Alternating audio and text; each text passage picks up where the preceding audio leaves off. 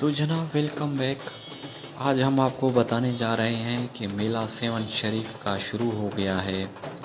Seven शरीफ का मेला शुरू होते ही सेवन शरीफ की हर गलियों में धमालें शुरू हो गई हैं।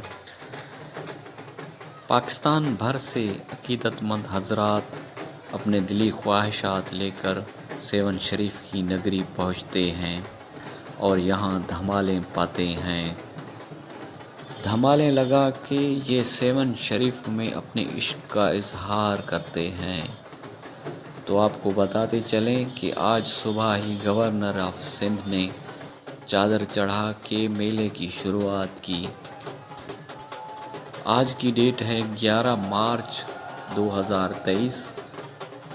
11, 12, 13 मार्च तक ये मेला फुल रहेगा।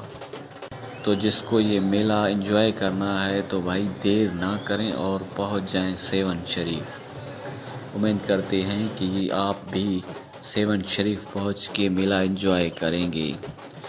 इस वीडियो को लाइक करें, हमारे चैनल को सब्सक्राइब करें और साथ ही साथ बेल नोटिफिकेशन प्रेस कर दें ताकि हमारी आने वाली हर नई वीडियो की नोटिफिकेशन आप तक बआसानी पहुंचती रहे।